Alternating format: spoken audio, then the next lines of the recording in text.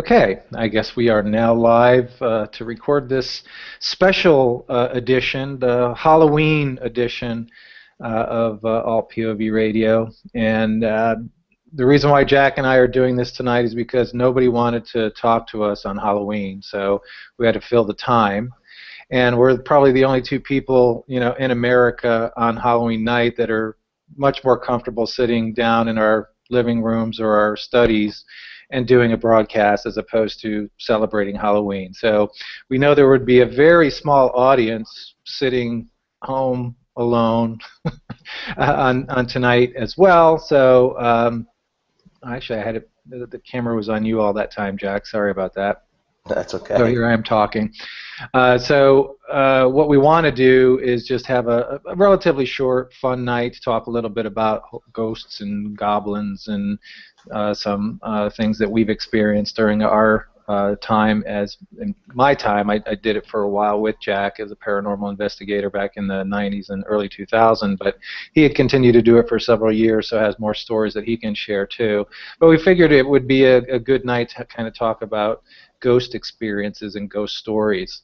We've had a few that are interesting and fun, and some kind of downright scary. So we figured we'd kind of walk through those a little bit.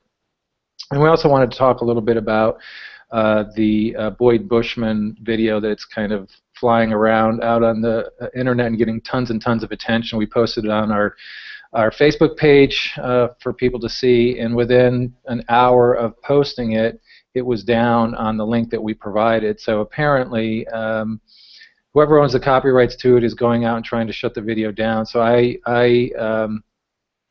don't know if they were the original publisher, but the site that was posted had over almost 3.5 million views. And about less than an hour later, after I had posted it, I went to view it, and it was shut down. So there are several other places. I put a new link up there that you can see it, but I highly encourage people to take a look at that because it's rather interesting. And at the end, before we wrap up, we're going to share a little bit about an event that we're going to be attending and broadcasting from. It's coming up in a couple of weeks. So with that, I think it would be fun to talk just a little bit about our experiences in the field. I guess the first place to start, not so much about how you got into all of this, but our experience is the first time that we went to New Orleans, which really kind of kicked it all off.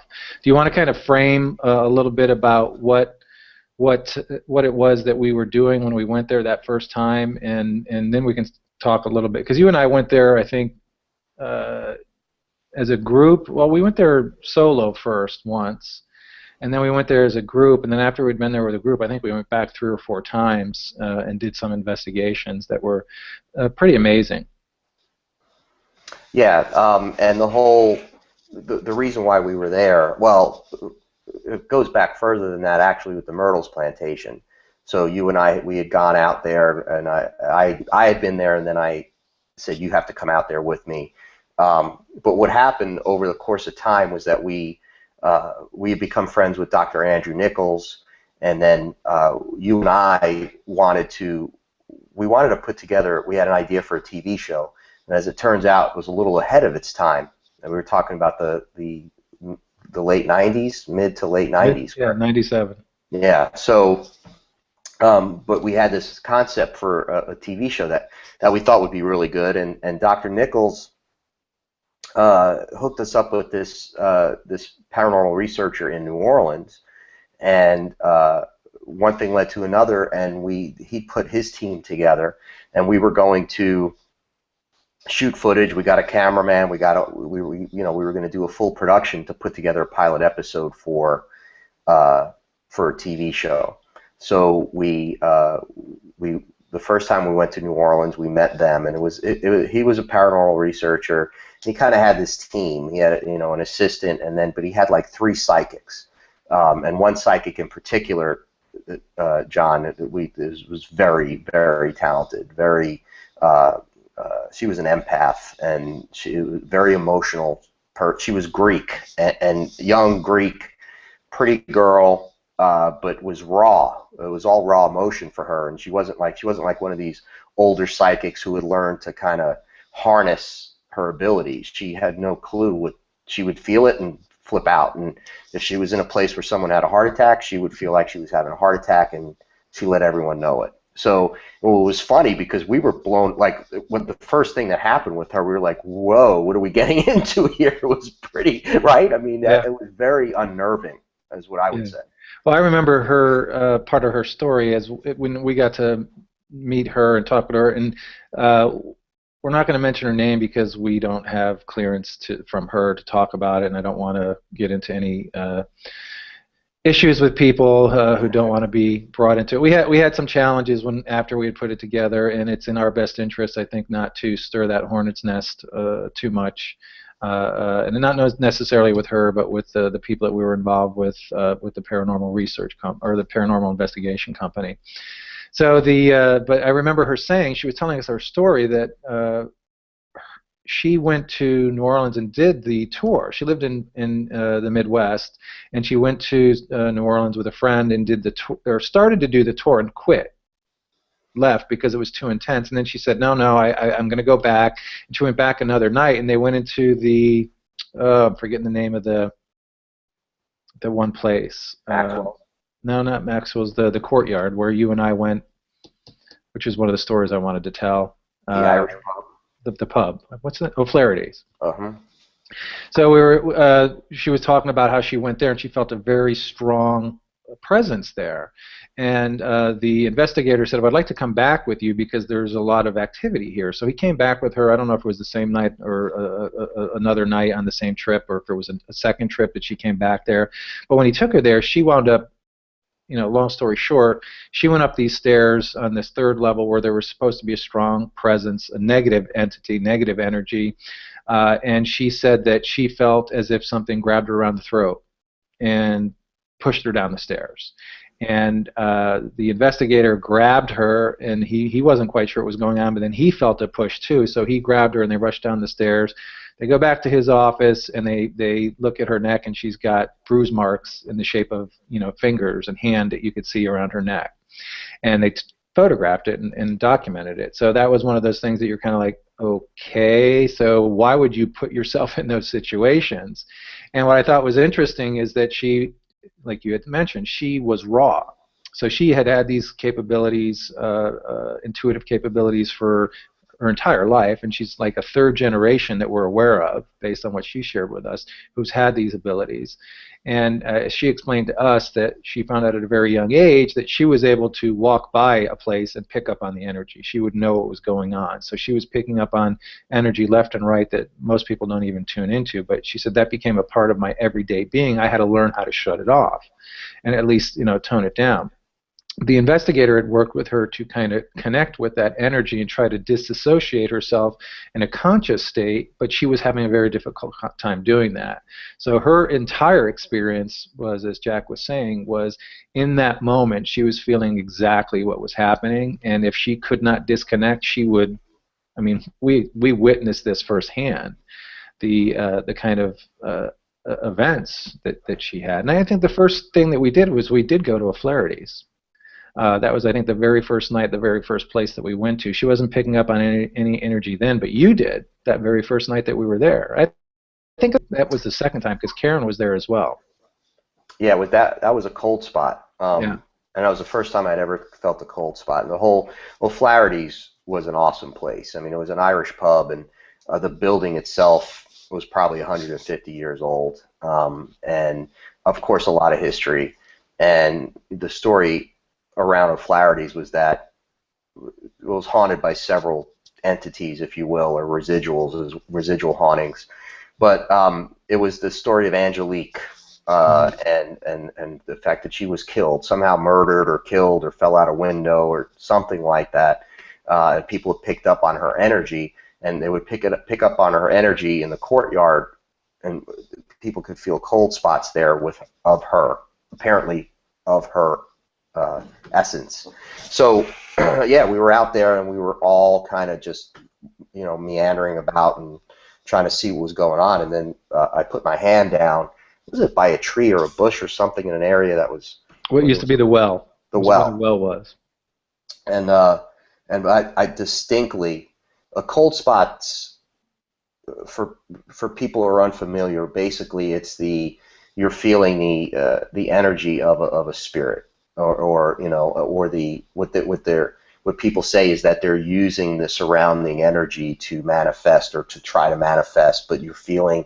And the thing about a cold spot is that it's not just that it's a cold spot. It's not just like an air conditioner hitting you in the face, or feeling it with your hands. There's something about what you're feeling that is alive, and I know that's really it's hard to put in words. But first of all, it moves around, but it moves around. It'll kind of move around you or move around one of your body parts, and you can feel it. But it's more than just a cold. It is cooler. It's cold, but it's also, I'm going to say, electric, for lack of a better word. Not that it's static electricity, but that there's something. Sensation. It emotes. There's an emotion there as well, and that was the first time I ever felt it. And I, of course, I can't verify that it was Angelique or whatever it might have been. It could have been a residual energy. Could have been the ghost of a dog that died there. I don't know, but it was very clear and it was a warm night, and it wasn't breezy. So, because you have to take all that into consideration, but again, it's different than that. So, yeah, that was the first thing we did with them. Mm-hmm. And you know, as it turns out, that was probably the most mild thing Yeah. that happened to us during that whole trip. Yeah, that was. I remember that was when we met them at night. So we got in. I think it was late afternoon, and we met them at their office, and then we walked down to a Flaherty's, and that was the very first thing that we did. And then I think we went and got something to eat, and we all sat around and talked for a while. But I remember being in the courtyard too, and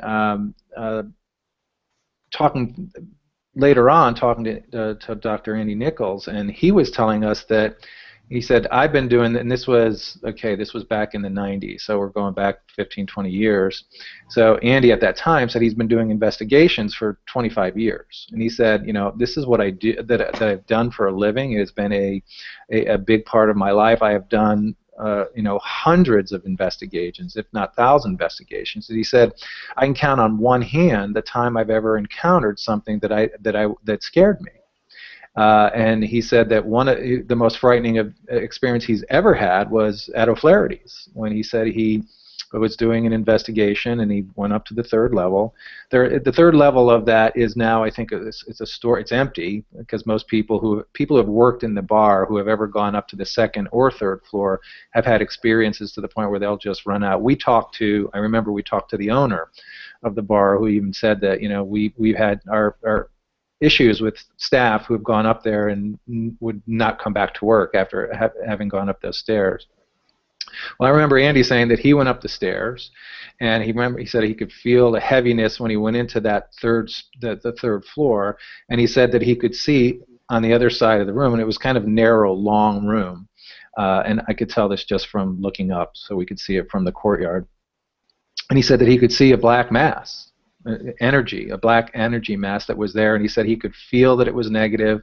And he said before, you know, he started to walk into the room, and as he was walking into the room, he said it started to approach him, freaked him out. He said he saw the energy actually moving, this black energy moving at him, to the point where he said by the time he turned around, he said it frightened me.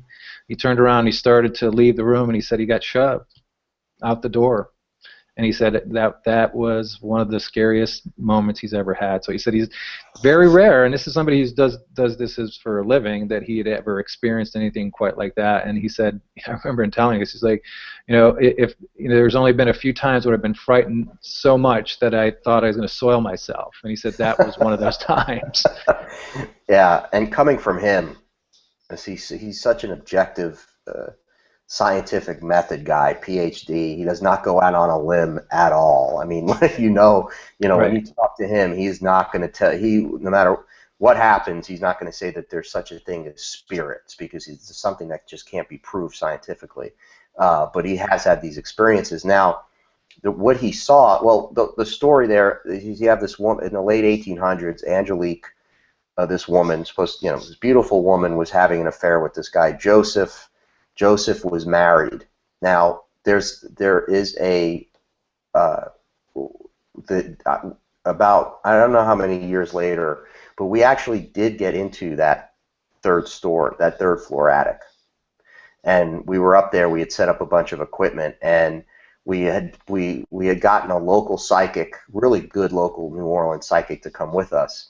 And we went up there, and she starts to go over. Now, she had been there before, so it wasn't, we didn't bring her as so much an objective, because she was going to tell the story that she had experienced over the years and thought this is what she thought was there.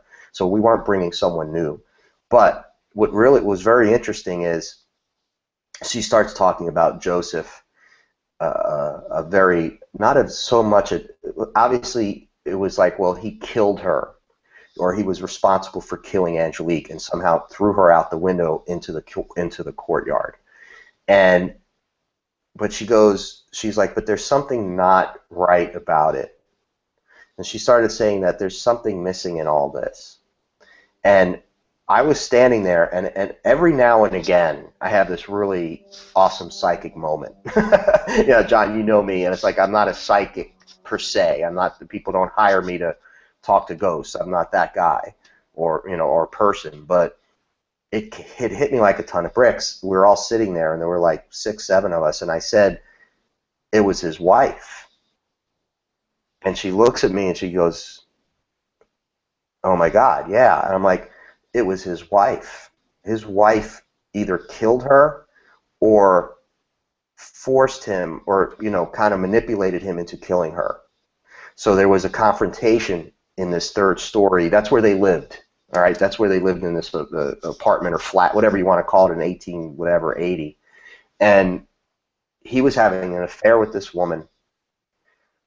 I'm not sure if she was a prostitute or not, and the wife was found out about it. There was a confrontation in that room, and I'm like, the wife was the really nasty person here. And it just came to me. I had no reason to say this. I said Joseph was just caught up in something that was beyond him. He could not handle the situation. He was in love with Angelique, but his wife there was a reason why he was having an affair. Let's just put it that way. And what I got was that his wife either literally pushed her out the window, or was like, you better stop this now or I'm going to ruin you. Like, she forced him somehow there was no choice but to get rid of her. Mm-hmm. And I don't know, if I've ever told you that, John, but this was a couple years later, and it was amazing. And the psychic was like, well, you know what? And she couldn't believe it. I said this, and I was like, hey, don't get me wrong. I'm not trying to be a psychic here. I don't know why that just came to me, but I felt it so strongly at that moment. At that moment when we were in that room, I knew that that's what had happened. Something like that had happened. So, pretty amazing, right? I mean, it's amazing. No, I had never heard that story before. Yeah. You and I have had so many experiences. I think that sometimes we forget to tell each other stuff, because we talk all the time and we tell each other these amazing stories, and we've had so many shared experiences. But every now and again, there's that thing. It's like, I didn't tell. Like, I think I told you, and I didn't tell you. Well, you've done dozens more investigations that I have not been involved in. So I knew that you were doing them quite a bit there for over a 3 or 4 year period, where you were going, not only in Orlando but also regionally in Savannah and even up to Gettysburg, and in New Orleans several times, and I think you went to San Antonio on another trip too. So quite a few things. But I also remember when I think it was the first time when we were. It might have been after we had gone to the Myrtles plantation, or we were on our way to the Myrtles plantation. We stopped in New Orleans. This was before we got connected with all of that, because I remember we were in that courtyard. It was the very first time that we were there, and we were standing there, and Andy had told us about this. It might have been our second trip back there then, but it was before we did this with the group. And we remember we were standing in the courtyard, and there's a gift shop that was right behind us. and somebody dropped a box, something in there, and you went down on one knee and clutched your heart as if you had just had a heart attack. It And scared me to I was death. laughing so hard because it was like they're coming to get us, and it was loud. I remember that being, it was a really loud noise, and it was right directly behind us, and it was one of those things. Is like, before we knew everything that was going on there, and we had been back to New Orleans, I think 4 or 5 times. And we did go back another time, and my wife it was her first time that she was going and actually doing some kind of investigations. It's not her thing, but she was curious about going on a trip to New Orleans and seeing the plantation and kind of, going away for a few days. And our buddy John was there as well. And I remember when we were in that courtyard, both you and Karen felt the presence, the cold spot and the presence of a boy there as well. That was another thing and that you guys had the same thing happen at another location at the, I don't remember where it was. There was another publisher or bookstore that we went to. It's Crescent City Bookstore. Yeah. And there was their children there, and I mean, we could talk for hours about that, but that was a pretty fascinating thing too. But I remember, do you remember a little bit about? I remember there was a name for the kid too, Bobby. It was Bobby. Right? Bobby was actually the Ashley House. The Ashley House. That's an incredible story. We could tell that story. I just want to say one thing for our viewers and our listeners. New Orleans is like no other place. If you've never been to New Orleans, it's like no other place you've ever been, certainly in the United States. There's so much character. You talk about cities with character. John, you live in a phenomenal city. Seattle's got a ton of history, a ton of character. New Orleans, no, it's not Jerusalem. It's not a 2,000-year-old city. People started to settle in New Orleans area in the 1600s. It's an old city. It's 350, 400 years old. There's so much history in New Orleans. And it was a French penal colony for quite a while too, so there's a lot of debauchery and death and destruction that have happened there. City burned down twice. Absolutely perfect recipe for hauntings. Right. I mean, yellow fever epidemics, war, just everything you can imagine happened in this city. So but there's something about New Orleans. There's something so gothic about it, and it's just the French Quarter. It's partly the weather. It's the fact that it's a southern city. It gets very hot and humid. I mean, it makes you and I. Well, you lived in Florida. I still live in Florida. It makes Florida seem like Minnesota in the summer. If you're ever in the French Quarter in the summer, it is so hot you feel like you're going to die because it's below sea level. But the point is that when you go to New Orleans, it's one of those places where it's special. It really is. And I remember when Hurricane Katrina ravaged New Orleans area, I cried. I did, because I said, oh my God, if that city were ever destroyed, totally, really destroyed, it would be such a great loss as far as our history and culture, and so much culture, right? The food, the music. I mean, I can go on and on about New Orleans, but I just wanted to mention that because we're talking about New Orleans tonight. It is Halloween. It is very fitting that we're talking about our experiences in New Orleans. Again, people who have been there, you could go for Mardi Gras, you can go for Jazz Fest, and you party. But really, a lot of people go, and they go to the Garden District, and they go to the French Quarter, and for people who, you feel it. You feel the history there. It's so embedded in every building and in the environment there. And it's a special place, and it really is a special place. And I went back recently with my family just for a couple of days because my son had never been there, and I wanted him to experience it, and it was absolutely phenomenal. I mean, he absolutely loved it. He couldn't believe how cool New Orleans was, and it really is like that. And so anyway, I don't want to get off topic, but I just think it's important to really kind of set the tone here and set the scene. Yeah, it's the most European city in the United States. Yeah. And I think, yeah, and one of the things about it is that it is the character. You can fall in love with it. You can go, as a tourist. You can experience the craziness of Bourbon Street. You can, but the great part I think about New Orleans and the French Quarter in particular is when you go off the side streets and you kind of see where the people live, and you're not doing just the touristy thing. So you got to kind of get a sense of this, Southern French influence, European influenced town, and African, Spanish. yeah, I mean the total melting pot of people there too, but it definitely sets it up. The historical elements of the city, I think, are what also drive the stories that are there and some of the experiences that are there. But I'd like to kind of go through, since this is what our focus is on, ghosts tonight because it's Halloween, some of the other things that we encountered while we were there. And I think that we have tons of funny stories of things that have happened when we were there that were associated with people who were frightened, but then there were some funny things that happened as a result of that. But let's focus. There was a couple of places in particular that we were talking about, the bookstore, Crescent City Bookstore.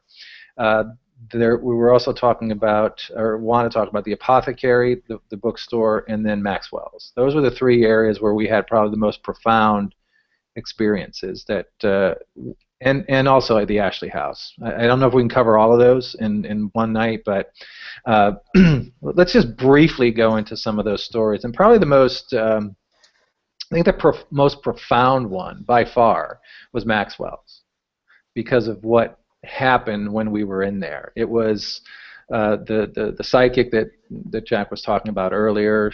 She was, when we went in there, she, again, sitting out in the lobby, was aware that something was there. We're standing out in the lobby, and she's like, he's there. He's right there. I can see him. We're like, what are you talking about? He's like, he's right up there. He's right there. And we're like, first time we're exposed to something like this, at least for me, it definitely was. And I'm thinking to myself, what is she talking about? What is she seeing? But at the same time, curious that if people do have that connection to spirit or connection to energy, what is it that they see? So walk us through this, because I know that this had a huge impact, emotional impact on you. Yeah. And well, again, history, Maxwell's Jazz Cabaret. And a lot of these places now, just again, O'Flaherty's is not there anymore. The building's there, and it might be another club or pub or something, but because of Katrina, some of these places just didn't make it afterwards because they didn't have any business for, well, like a year or two.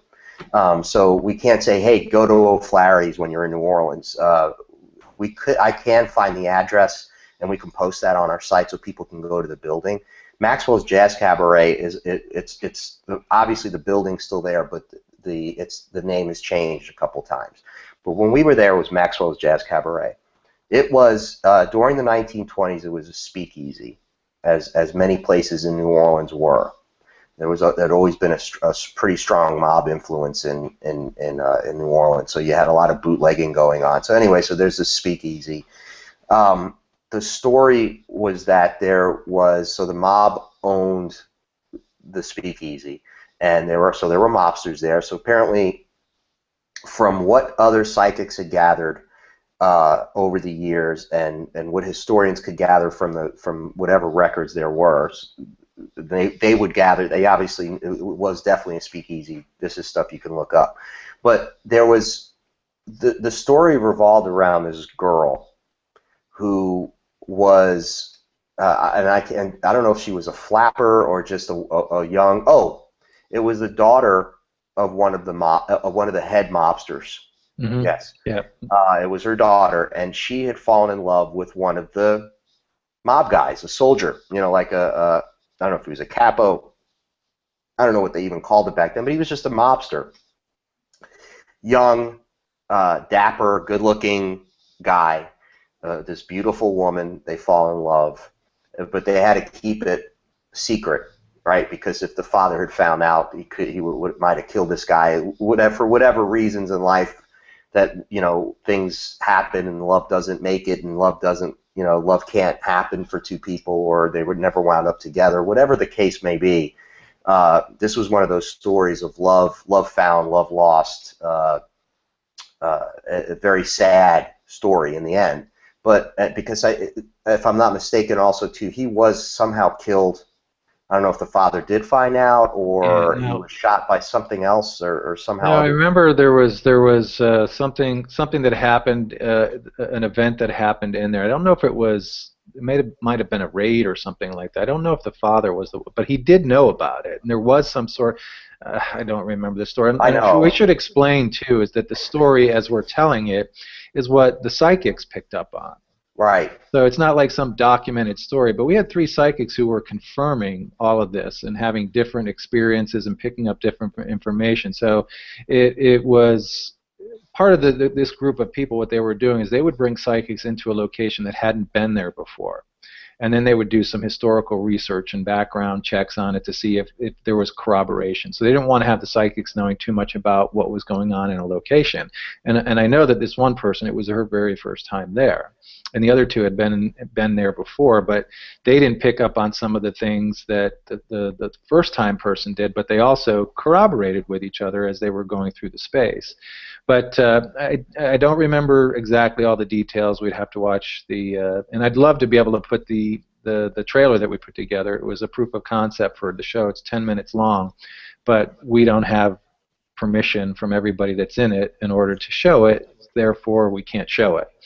But if we could ever get to a point where we can do that and we can show it, it would be really cool because it would show people that we did put together something back in 1997, 1998 that was way before its time. You know, if we had put it together, if we had been in the right place at the right time 3 or 4 years later, we probably would have been able to sell the show because it was exactly what Most Haunted kind of blew up that genre. We were doing that 7 years before, 8 years before Most Haunted was doing it. So anyway, back to the story. He was shot with her in her presence, and she saw him die, if I recall. Correct. And she was also killed too during something happened there with her. It was I don't know if they were both at the same time, but I think it wasn't it? She died weeks later or Okay. months later, apparently just of depression or a broken heart. I don't know if she took her own life. Again, you're getting bits and pieces of stories from different mediums, from different psychics over the course of years of going into that place and corroborating evidence. So, but what the parapsychologist told us, and this was very interesting, he goes, because he's the one who would take several different people in there, so he was putting the pieces of the puzzle together. So he's like, you know, he told us, he didn't say anything to the psychics, but he said, I'll tell you guys, this is an amazing place. People usually pick up on this girl, and sometimes on this guy, who's they're together, but they're not together, and it's always this, they can't be together. Their souls are there, they're stuck, they're lost, but they can't be together. And that's what he gathered from what all these psychics have told him over the years. But here, what he said was to us, and this is very important. He said, "It's amazing, but when this woman is around, you can smell roses." It was something about, this was her perfume that she wore. It was a popular perfume in the 20s, that was in the 20s, rose perfume, and so I think we just took it as, okay, went in one ear, out the other. We were so focused on, because we were going to shoot the whole event. So we walk into the actual cabaret, and there's a bunch of seats,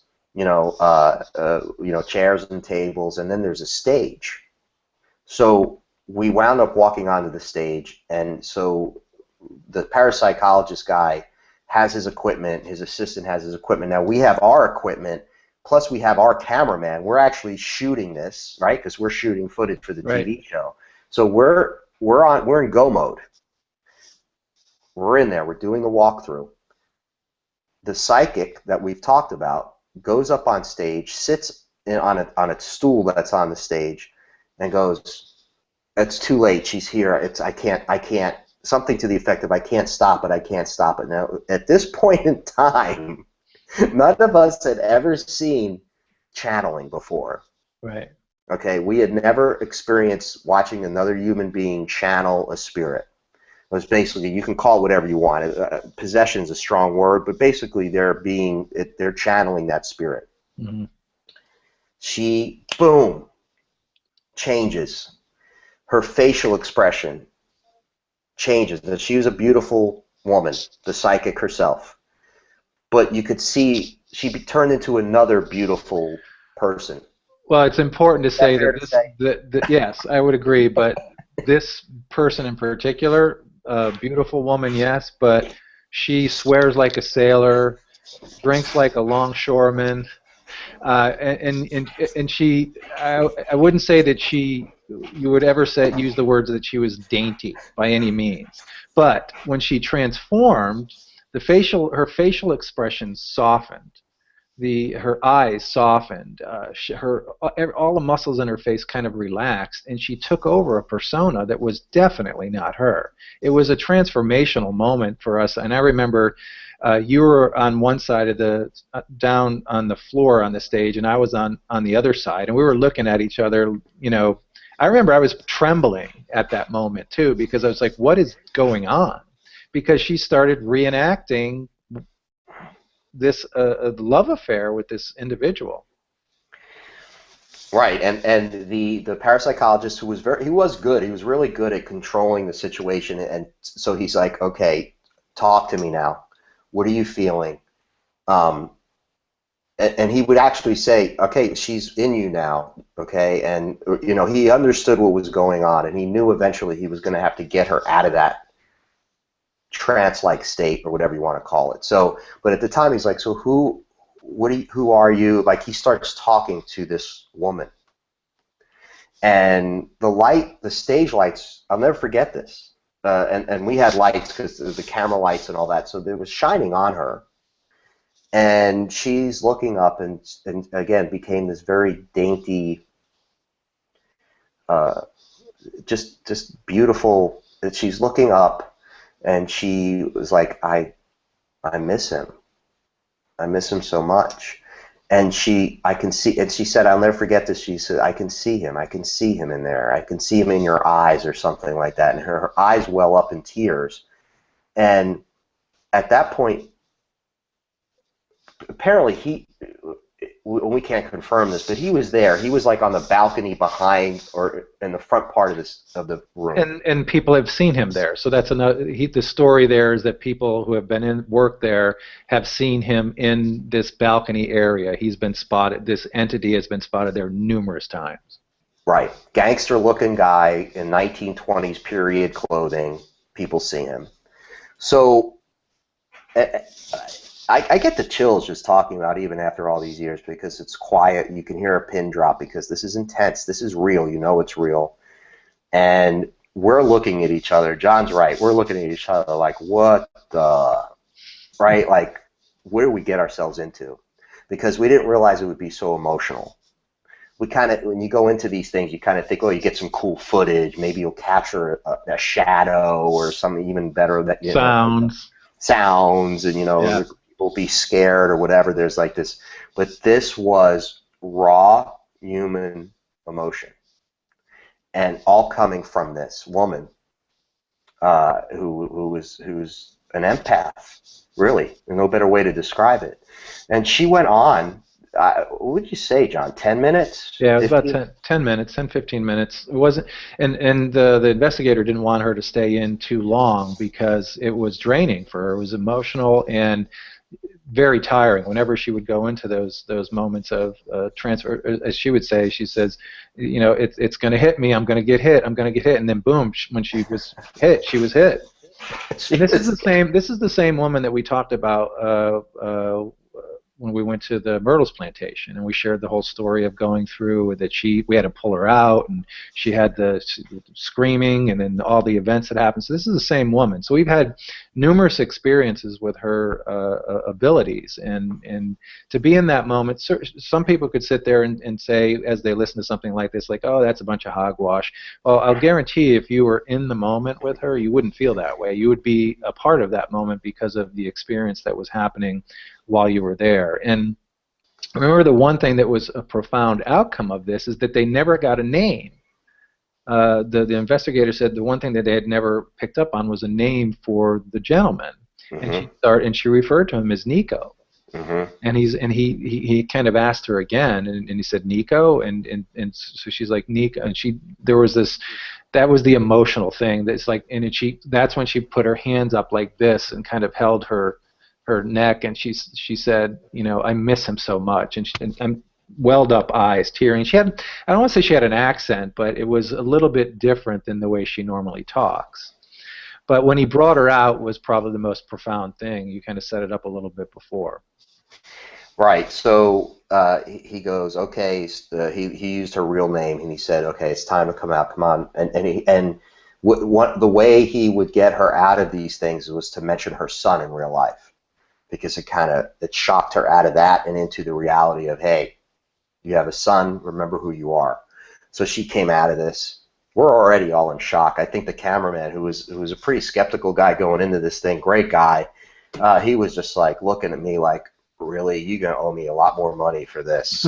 Because he was about to go through this. I mean, it was like... Yeah, that was the first day. That was the first day.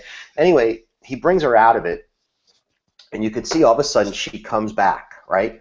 And she's shaking, and I mean shaking. She's freezing, and you could...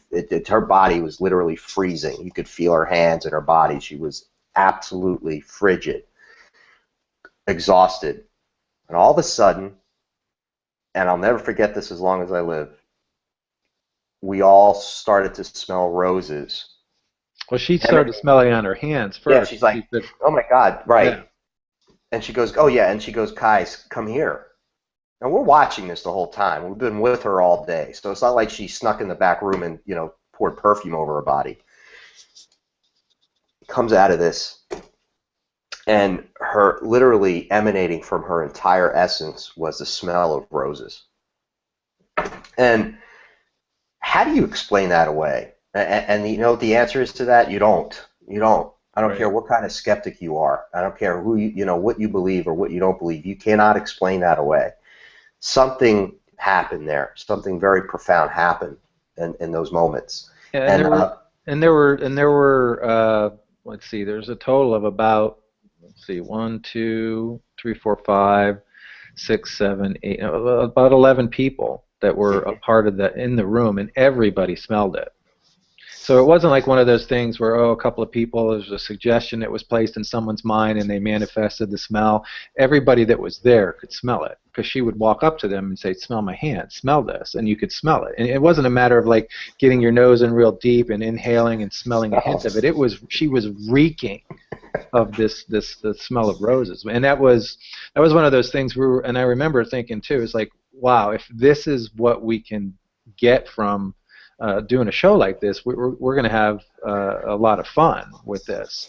But I also was thinking at the time too, is like, wow, we just started off with probably the best thing that we're going to get, and it just kept that entire. I think we were there for 3 or 4 days, and every day that we were there, we got something as profound as that.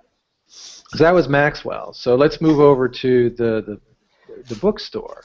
And when we were at the bookstore, there was something pretty profound there. And now that there's a different psychic now, and I don't think that one, the first one, was with us when we went to the bookstore. But the older woman that was there, she picked up and started sharing about the children that were following us. Apparently, and we learned this, that there's a children's theater that is in the French Quarter. And that there was something that happened. I don't remember the story. There was a fire or something, and there were some of the children that perished there. But she several different times told us that they're following us. They're following us around. And I remember when we were up in the and this one wasn't as profound, but it was profound because of who it happened to one of our producers, and to the point where I think his life changed as a result of the experience that he had when we were up in the I think it was the second story of this area, and he felt the presence. He was very emotional. I remember that, but he wound up sitting on a floor, and he encouraged or invited the children to come with him. And as this was happening again, he's not a psychic, but he was saying that it's like I can feel it. They're around me. And this, I think Bobby, I don't know why the name Bobby is sticking with me in that one too. So maybe Bobby was floating around all over. I don't know. But there was one child in particular that wound up sitting on Dave's lap, and Dave had a camera lens cap sitting on his leg. or he had his camera on his leg, and he took the lens cap off because he wanted, I think, to take some pictures. But the lens cap was sitting on his leg, and I think it might have been attached to a cord that was attached to the camera.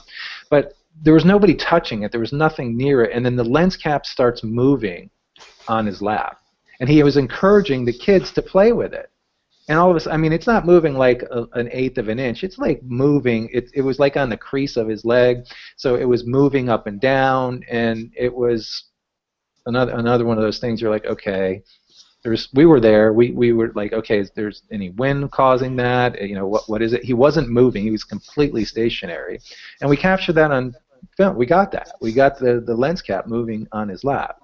But I remember when that was over, he was bawling because he was just couldn't believe what had just happened.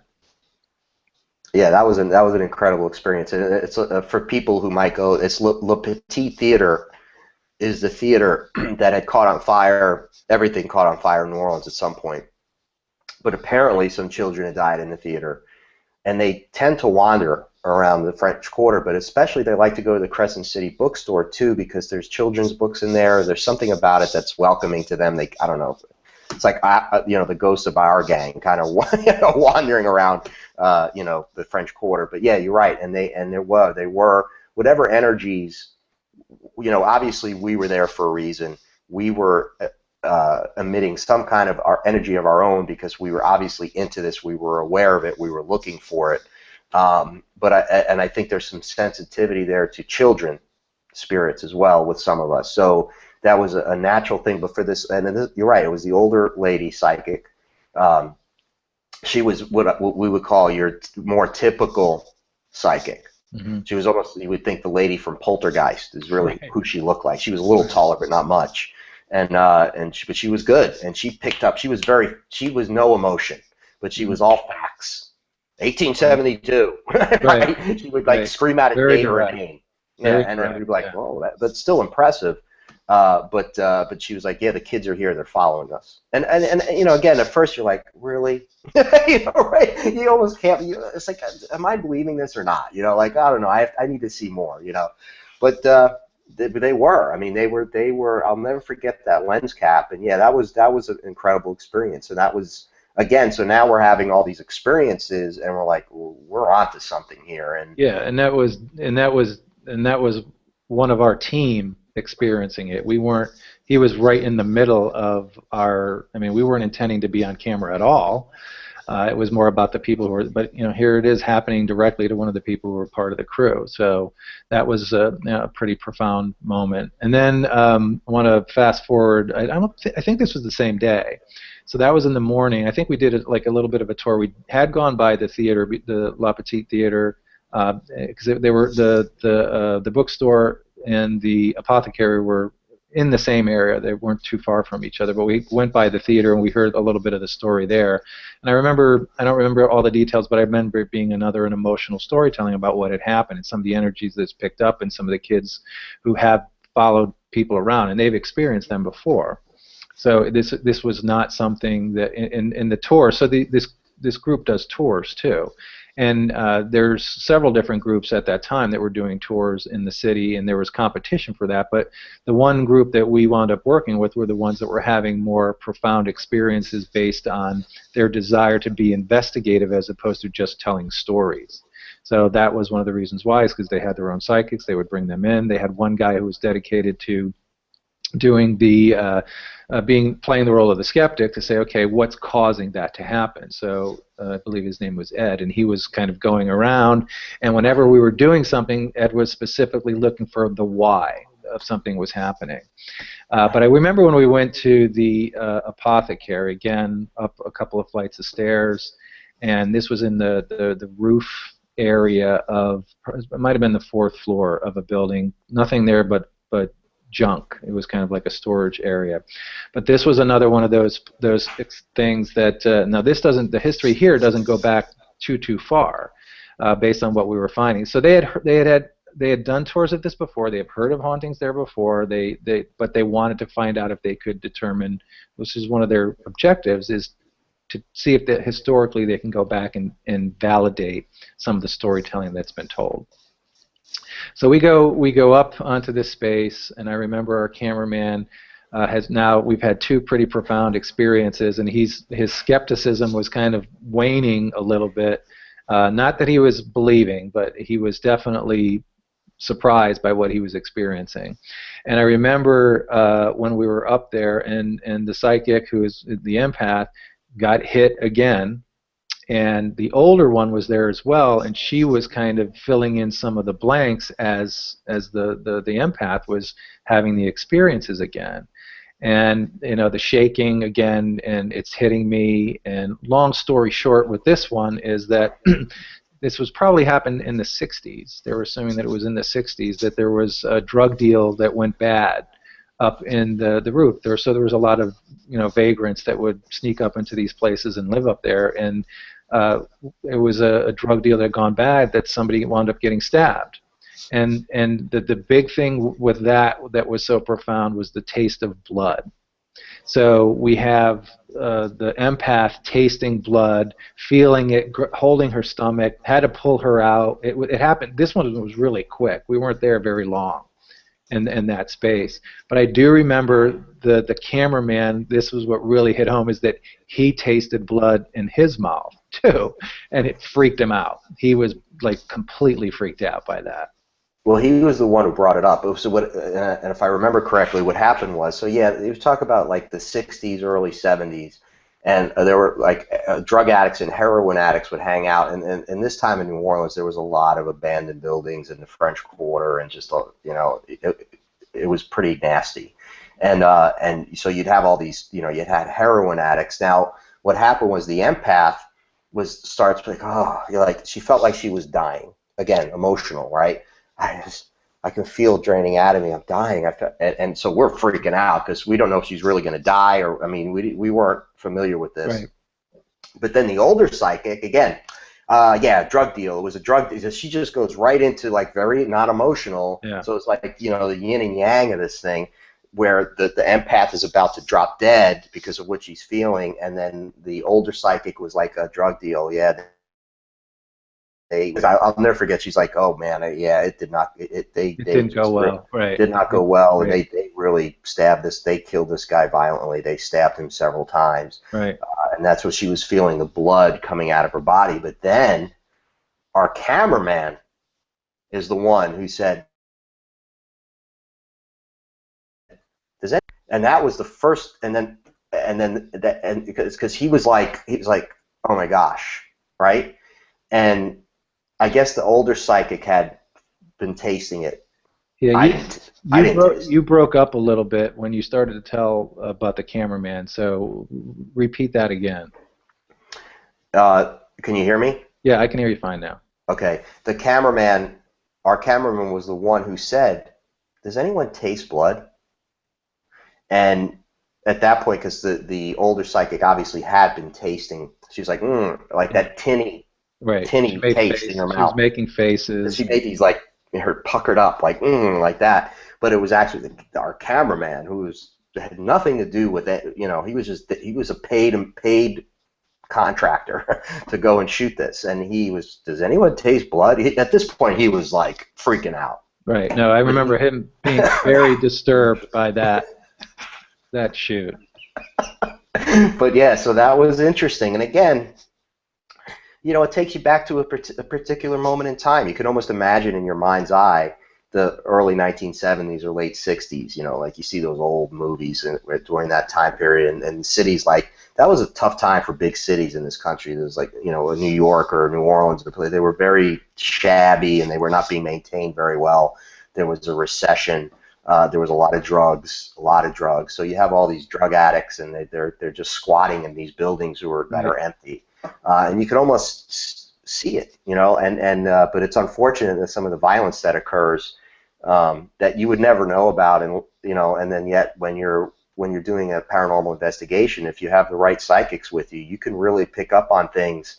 Now, again, could we maybe have found out if the show would have gone much further? Maybe we do look at police records from that period of time. Maybe there is something about a death, or certainly there wouldn't, a heroin addict dying of an overdose a lot of these things you probably would never find anywhere. Right. But maybe you do find that there was a murder and they found a boy dead in an attic in the 3rd floor. You know, you don't know.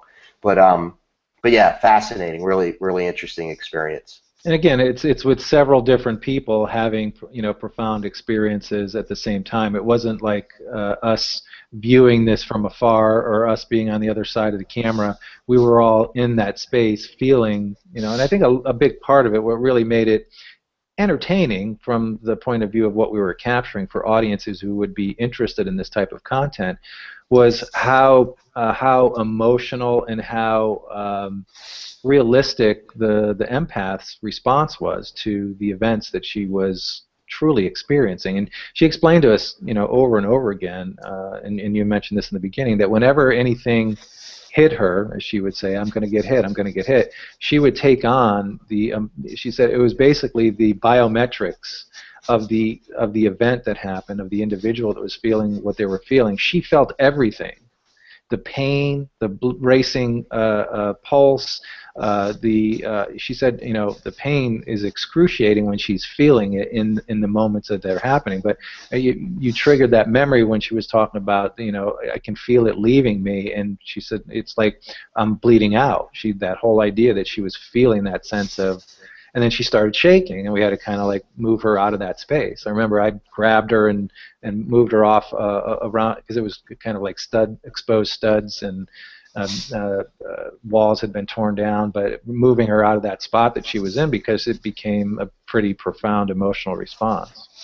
So I think the cameraman having his experience, we all smelled the roses at Maxwell's. We had the producer who had the very emotional response to the children and the moving lens cap on his lap. And then we kind of, I think the night shoot that we did at the Ashley House. And why don't you've been to that location several times since then. I've only been there I think that one time. And talk a little bit about the Ashley House and kind of walk us through that night. Yeah, well, the Ashley House is located in the Garden District, a beautiful, beautiful historic area outside of the French Quarter in New Orleans. It's kind of where Anne Rice lives there, you know, author of Interview with the Vampires. It's very beautiful old homes, very Gothic looking. Anyway, so the Ashley House is actually attached to. It's not attached to, but it's part of a hotel, and they used it's an actual home that was actually moved from across the street. They actually moved the entire house from down the block or across the street.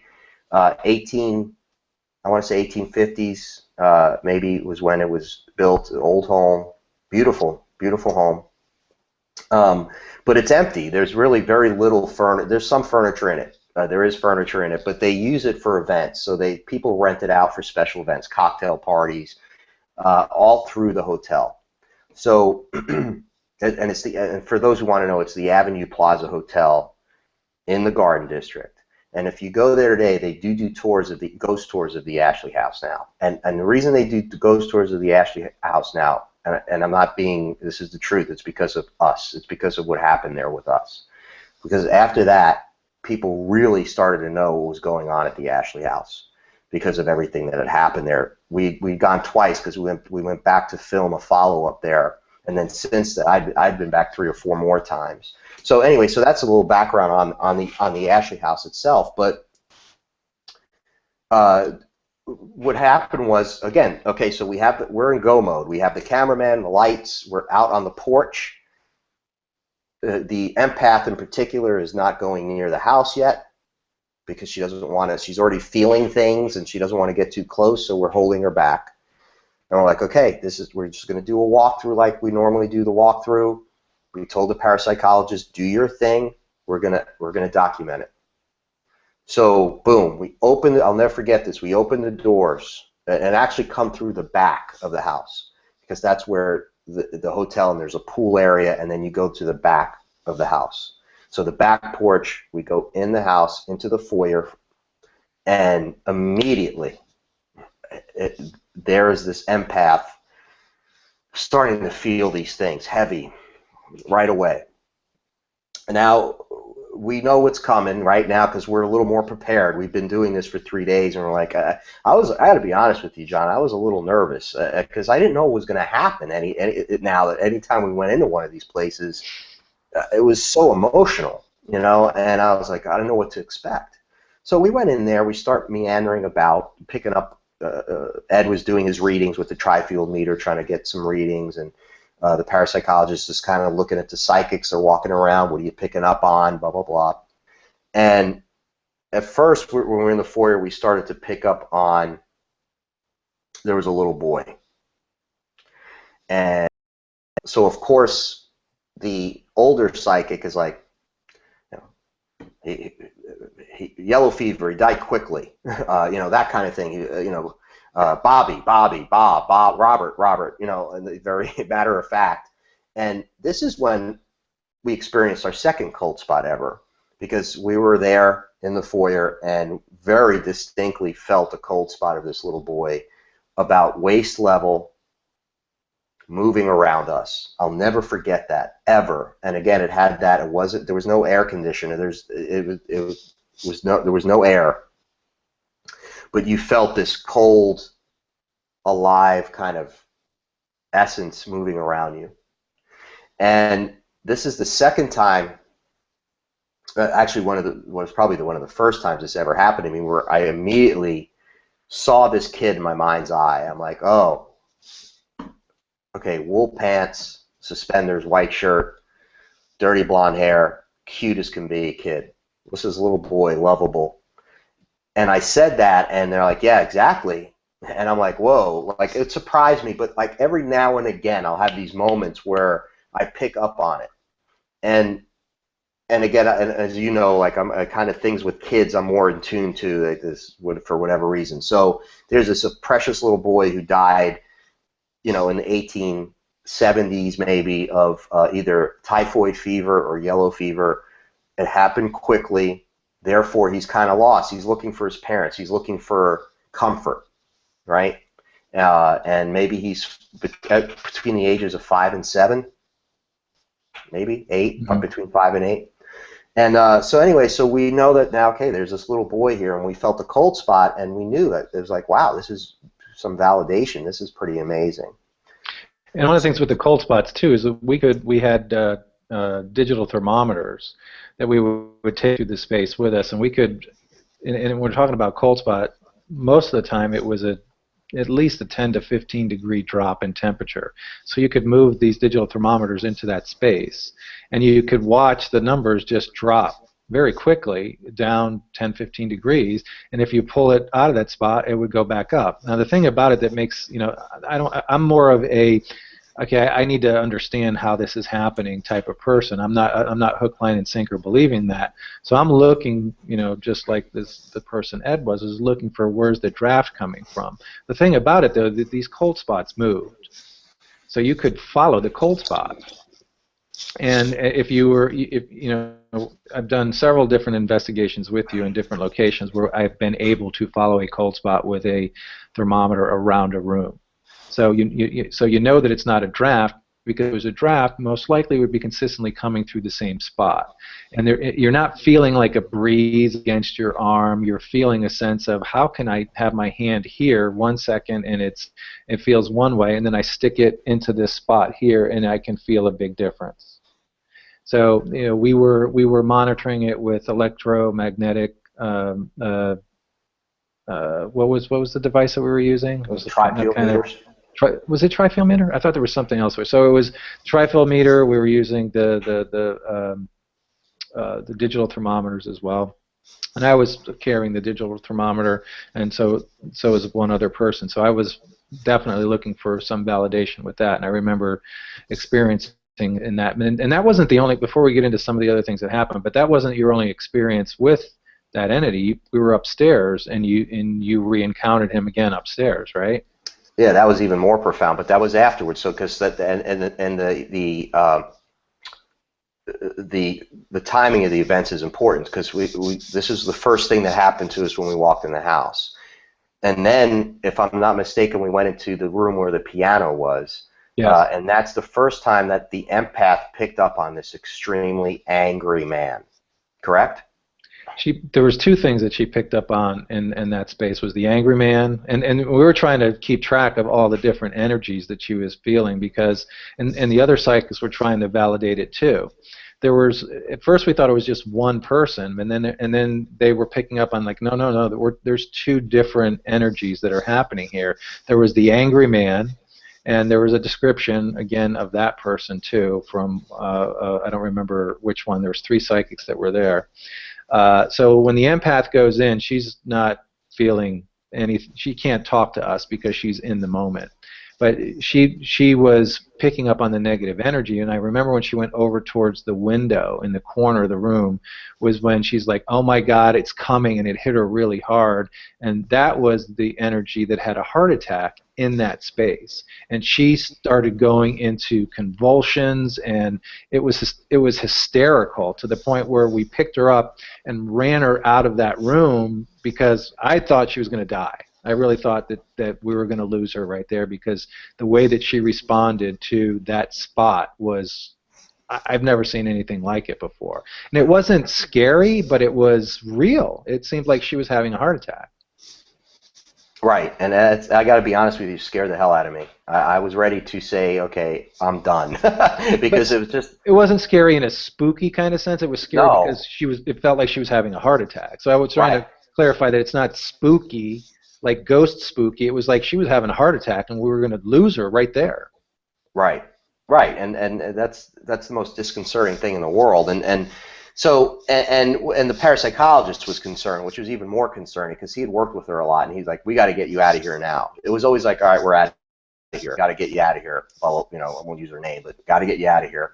So, and then I think she went out on the back patio a little bit, and then we're like. She's like, I'm ready. She's tough. And she's like, all right, let's go. Or I'm ready to go back in. And then we continued. We went upstairs. And I believe the first thing was the sister's room. Yes. Okay. So we went into this small room. If you walk up the staircase, there's a little foyer on the second floor landing. And then if you go, the room to the immediate left is this room with a bed, a mirror, and a dresser.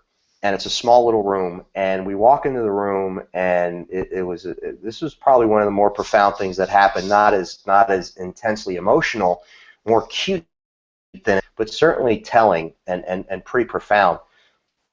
The empath and this other, not the older lady, but there was a third psychic there. They all of a sudden start looking in the mirror together, and they start to change. Their demeanor changes. They start giggling at each other, giggling at the mirror, giggling at everything. With their hair. They start twirling their hair, and the parapsychologist is like, okay, he was like, okay, they were channeling something. And basically they were channeling what appeared to be, anyway, two sisters that had lived in this house, and they were being teenage sisters, kind of, just giggly and what girls do that age, maybe 14 years old, I don't know, but they were gone. They were not there. They were changed into two other people, and they were acting this out, and we were just filming it, looking at each other like, what is going on here? And that's what I remember from that. And then when they came out, but it was weird because then they were like, they were channeling, but they were still within themselves. So they'd be acting like the two sisters, but at then the they look outset, at each. Yeah, at the outset they were, but the empath went in. We kind of lost her for a little bit, and this wasn't that long. It didn't last for more than, I think, 3 or 4 minutes, maybe 5 minutes. But the empath, she was in the moment. But it's slow. She didn't get hit. This wasn't one of those things where she's like, oh, it's coming, I can feel it. It was looking in the mirror, and it was great because of the way that we had the camera set up. It was looking. We caught that whole that interchange with them in the looking in the mirror, and then kind of focus on them as they were going through this. They giggling, and the parapsychologist was asking questions, and the deeper and deeper they got. But the third psychic, she was able to keep one foot in reality and kind of the other foot in the moment. So she was able to share a little bit more afterwards about, and she said, this doesn't happen to me that often. I usually don't channel like that. She says, so that was a pretty profound thing for her, that she had experienced in something like that. But again, capturing it from an emotional point of view, it was one of those things that when you see the footage, you get goosebumps right away, because you can see the transformation, the change in the face again. And the third one, she was giggly. She wasn't like that the entire time we were with her. But then she's kind of like, acted, she was in her 40s and she was acting like maybe she was in her 30s. I don't want to make her sound older than she was, but she all of a sudden transformed into a little girl. So that was pretty profound that here we are, we're in this place for no more than, half an hour, 45 minutes, and we've had four profound things: the Bobby experience in the hall, the picking up of the negative entity, which we have eventually determined was not the same. There was two different things. The heart attack victim that we kind of got more details about, that was in the corner, which is not the same as this negative energy. That was a different energy. So it's like we've picked up 5 energies when you count the 2 girls, in 45 minutes. It's like, whoa, this is crazy. But right after that, we were done with that room, stepped out, we kind of talked about it for a while. We did some interviews and got both perspectives on that. But as we were talking about it, there was the empath psychic was, it's here. I know it's here. It's in the other room. I need to go. And like you said, she's wants to continue. She wants to see what's out there. So we then set up. We knew that it was in the next room, so we had to set up the camera and lights in that room, and we went into that other room. And I remember you were on one. There was 2 doors that entered the room. You were on one end, and I was on the other. And go ahead and walk through that, because that was probably the most freaked out that we were in the time that we were there, because it was so like crazy. Yeah.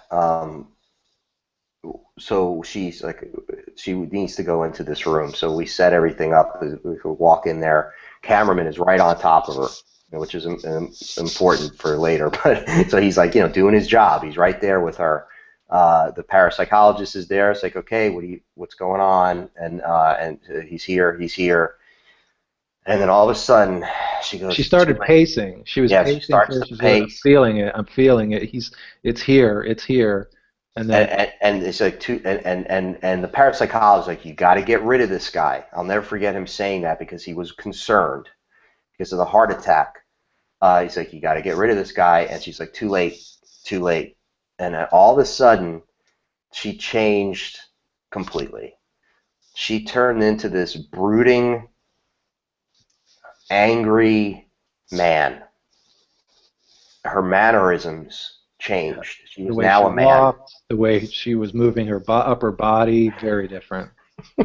She starts pacing back and forth. Who are you people? What are you doing here? You need to get out of here. So now, so now I back up, and this is really all very important. You're braver than I am. You were there.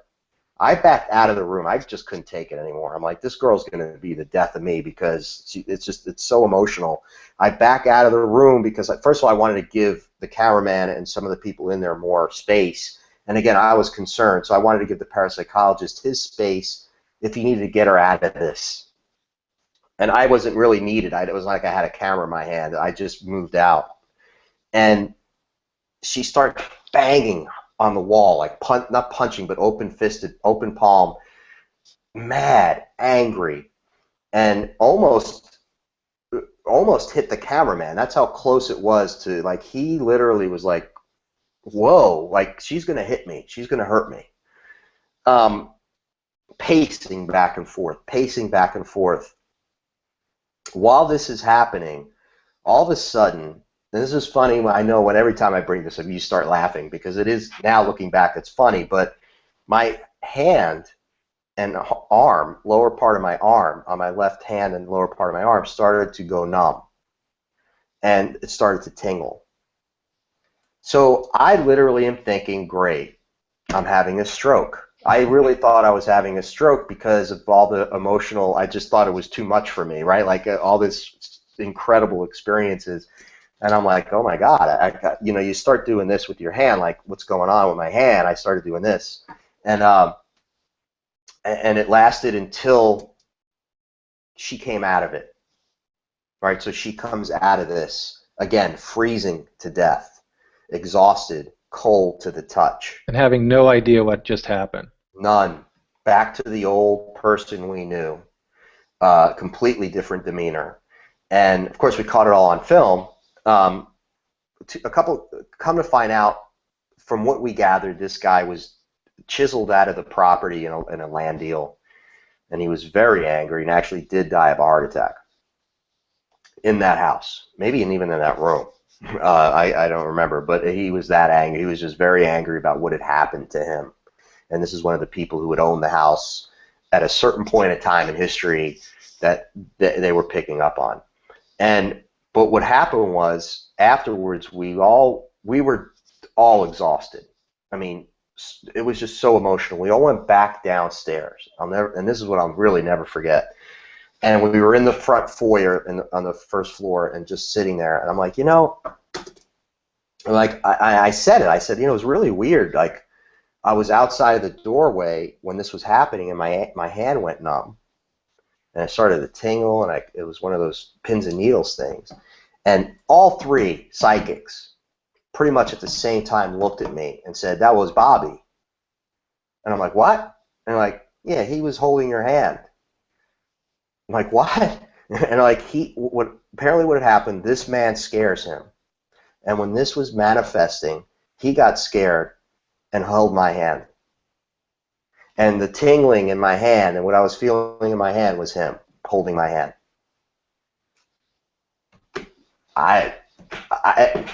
And all three psychics were like, yeah, we saw it.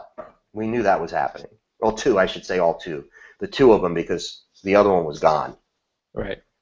But they were like, yeah, that was Bobby. And the older ones, you know, yeah, he was. I saw him there. He was like, you know, he was holding your hand. I'm like, oh my God. And it was like, I had no idea what it was. I just, you know, and it made sense though.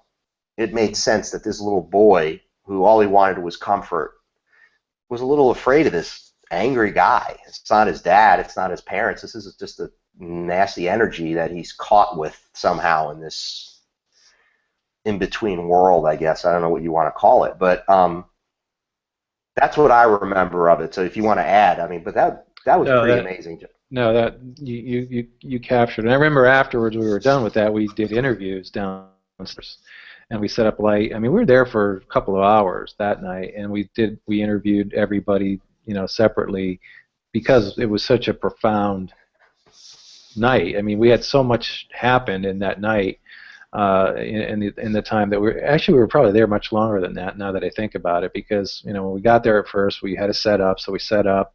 So there's a lot of setting up, and our photographer was really big on lighting, so he was always about creating the right lighting and the mood lighting. So he knew what he was doing. He worked quickly, but there was still setup time. Mm-hmm. And we shot downstairs in two different rooms, upstairs, and they did interviews downstairs. So we had, you know, there was a lot of time set up. But it was one of those, you know, to kind of wrap up the ghost stories, the theme of Halloween, and is that when you're doing those type of investigations, or you're a part of something where someone else is having an emotional experience, and other people are able to validate whether it's emotions or smells or sensations like you had, and then have some of the storytelling corroborate some of the previous stories. So two of the psychics had some experiences at the places that we had gone to before, but one of them had never been to any of the places that we went to. And it was her first time, and she corroborated stories that had been told before. It was her very first time experiencing all of them, and she was able to say, and they were able to say at the end of the day, is that yes, what she was experiencing has been shared before. So it was pretty profound, and we thought we had a really good foundation for a TV show. And one of the things that we experienced when we did, and I remember we did have one interest, and it was from a European country. I don't remember what it was, but I remember you and I went to a meeting. It was over near SeaWorld.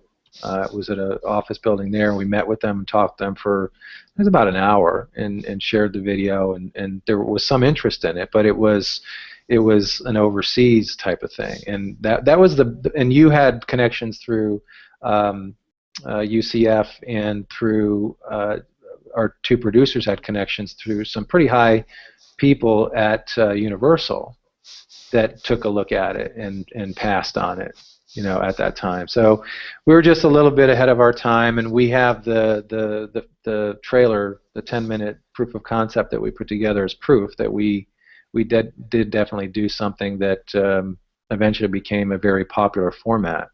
So someday we'll be able to get that up on our site. If we cut out all the people in it, it wouldn't make a whole heck of a lot of sense. So well, it would one of their faces. I think probably we do only that. had a problem with one of them, but yeah, no, and we have 40 hours of footage. We had 40 hours of footage. I mean, we took a lot. We did a lot of work. Yeah. No, it was we captured a lot of information, and remember we went to the archive building. We interviewed the historian of the archive. Mm-hmm. Yeah. And because we wanted to validate period dress and period pieces and the way people would look and the things that would have happened during these time periods. And we talked about typhoid, yellow fever. We wanted to validate or corroborate some of the things we'd experienced. And this guy, I'll never forget that guy. He was really helpful. And also the manager of the hotel.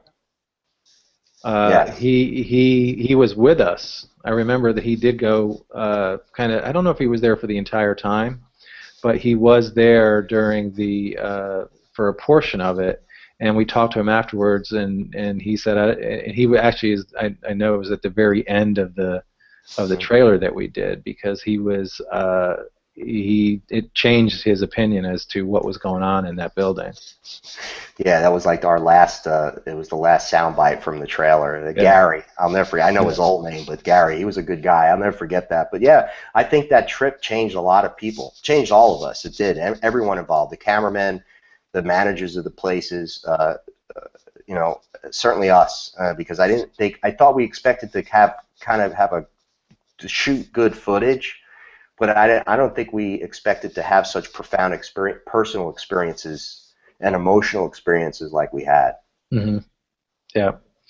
Well, and we're already pushing our time limit, and we said we're going to be short. I think we're already over an hour and a half as we are right now. But as we said in the beginning, that we're going to focus on a couple of other things. I don't want to go too much into this because we'll wind up talking for another hour and a half with the Boyd Bushman link that we have on our Facebook page for people to check out that video. But watch the video, and probably the most profound thing in the video, other than the evidence and the storytelling, he's very matter of fact. And I don't want to give away too much of it because it's worth the 32 minutes of time to watch it. But he's a retired, worked at Lockheed and a couple of other, but he was definitely involved in some of the things that were going on at Area 51. So he's showing some of his evidence, but at one point, and there's photographs and storytelling that he does, and you don't quite pick up on it right away that he's talking about. At one point he says, well, I gave them my camera and asked them to take pictures. And when you're hearing it for the first time, you're thinking that he's talking about people. But then as he gets into sharing the images, it becomes very clear that he did not give his camera to people. He gave his camera to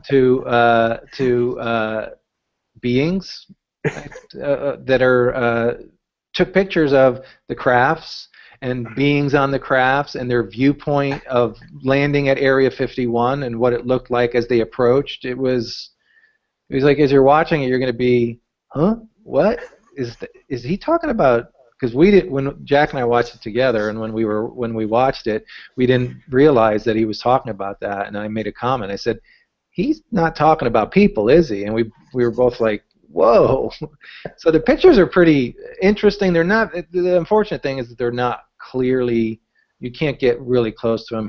I mean, Boyd is going through and holding them up and sharing them, and they're far enough from the camera that you can sense that there's something there, but you can't really see it in detail. It would be nice if the images that are in there could be shown, but it is definitely worth watching. And as our post said, that the one that was available earlier today had over 3.4 million views. And as of we went on the air tonight, it was no longer available through that link. But it's on, if you just look up Boyd Bushman, and this was his it's a 32-minute documentary, and it's not really a documentary, it's just footage of him talking. It's kind of his deathbed confession, because he died shortly after this was shot. So encourage you to check it out and stimulate conversation around that. I know that the hoaxers are already having a field day with it, but it's definitely something worth watching, so we encourage you to watch it. And then the last thing before we wrap up that I want to talk about is this is kind of a big deal, and we'll talk about it more, and probably we may even do another show next week about it, and if there's any way that we can get any of the people that are attached to the event on to talk about it, it would be great. But the Starworks is having a UFO conference in Laughlin, Nevada in November 14th, 15th, and 16th. So it's only a few weeks away, and altPOV.tv, which is going to be Jack and I, will be attending as a media channel covering the event, in the sense that we are going to be on location. We are going to be using social media to share things about our experiences while we're there, about some of the people that we've encountered, stories we're hearing. But we'll also be having the ability through Google Hangouts to do live, on-the-spot type of reporting. So people who can't attend, and you might be on the other side of the world, and we're going to hopefully be able to bring you a little bit into the room, so to speak, and have the opportunity to walk around and carry a live type of gonzo journalism feel to our reporting. So we're going to be there working. We may not have time to go to all the different events, but I would encourage you to go to the Starworks USA website. I'm going to look it up real quick because I want to make sure that I've got the right. Yeah, it's starworksusa.com. I would encourage people who are interested in these type of events. It's very similar to the one now that Open Minds does, and actually the people who used to be involved with the project that Open Minds took over and carried the torch for the last 3-4 years, they're involved with this one as well. And Paola Harris is kind of running this through StarWorksUSA.com, and it has a pretty robust lineup here. It's called Back to the Future. The name of the conference is Back to the Future: Nostalgia, UFOs, and Consciousness, and it's going to be at the Aquarius Casino Resort in Laughlin, Nevada. And some of the speakers that are included on here, Paula will be talking as well. Bob Brown, who was the founder of the original conference that was held many years at Aquarius before Open Minds took it over and moved it to Phoenix, is going to be there as well. George Norrie is going to be there. See some of Regina Meredith from Gaiam TV is going to be there. Craig Campobasso, who created a film, Stranger at the Pentagon, is going to be there screening his film. Jaime Musan is going to be there. So there's some pretty big names within the field of ufology and spiritual. Stephen Bassett, the Citizen Hearing on Disclosure, is going to be there. So it's a pretty interesting group, and it's the first time. Yvonne Smith, sorry, Yvonne, I forgot that you were on the list too. So the pretty big names at the first. This is the first time they're having this event, and we want to play a role in helping get the word out to people who can't be at this event. Hopefully, setting the trail for them to potentially attend a future event. So we'll be there reporting live, and definitely looking forward to that. We had fond memories of Laughlin because that's where we started our journey in earnest with the Stan Romanek story. So definitely looking forward to doing that. How about you? Yeah. Yeah, no, I'm really looking forward to it. There's always not only a lot of interesting speakers there, but there's usually a lot of interesting people who show up. Right. And we're hoping that our good friend Scott Flagg shows up, because he's a PhD, and he is one of those people who he's into creating different kinds of cameras, and he has some pretty neat cameras that are good for night vision. He has a camera that you can view the sun during daylight, and you can see solar flares on the sun. I mean, it's Wow. just incredible. So there probably will be a night vision outing to do a sky watch, and because Laughlin is in the middle of nowhere, it's perfect for it. Right. You can see everything. So and it's in Nevada, in the same kind of terrain and territory that a lot of these underground bases, Area 51. It's a lot goes on out there. So, but yeah, I'm really looking forward to it, and I'm really looking forward to covering it, to actually. Right. It's going to provide a lot of content for us, and our goal is to line up several, or to have several interviews in the can for future shows with some very interesting people, so our viewers and listeners can see it. Yeah, so we're looking forward to that. I wish we could spend a little bit more time talking about it. And I know that we were supposed to have Yvonne on a couple weeks ago, but we had some technical difficulties with her being able to access the Hangouts. We tried for about an hour to get her to work. We tried every possible trick that I could think of to make it work, and we got close. I think we were really, really close, but ultimately I think it came down to a hardware issue, and she said she was going to bring her computer to the Mac store and have them take a look at it. So we'll eventually get her back on, but she's got a great book that she just recently came out with that we'd love to have on. And so as we're in the moment around all these people, we're going to be able to have conversations to set up future broadcasts. I keep forgetting to click over the box, so you've been on the entire time I was just talking. So sorry about that. But yes, we will hopefully line up several people to be on future broadcasts with Jack.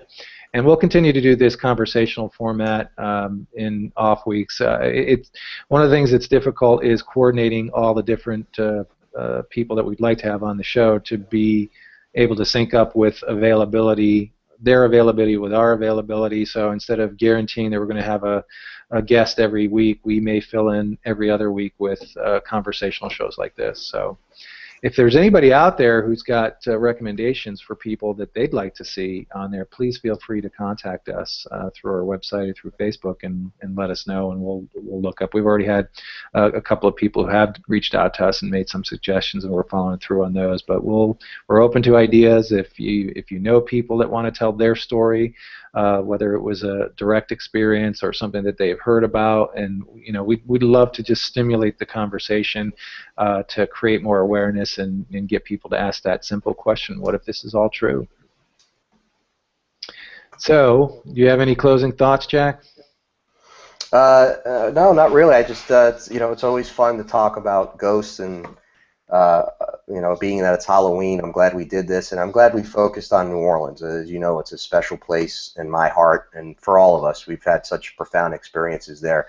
I would just recommend to anyone who's watching this or listening to this, who will listen or watch it, if they haven't been in New Orleans, go and look up some of these places. And what we will do, I think I had written an article about Maxwell's Jazz Cabaret, what happened there. I think I'll post it.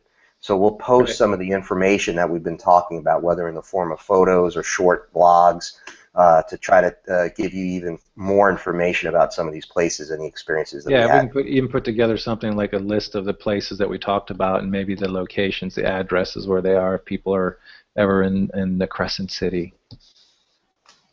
Yes, and thanks, John. It's always fun. Yep. Okay. Well, with that, we'll sign off. Happy Halloween. It's 8:17 in the Pacific time zone, which means it's almost November in the Eastern time zone. In other parts of the world, we're already into the month of November, which is hard to believe that it's November already. So with that, we'll say goodnight, and we'll look forward to definitely bringing you a lot of information when we are in Laughlin for the event in a couple of weeks. Okay, everybody, good night. Thanks, Jack. We'll talk to you soon. Take care. Okay. Good night.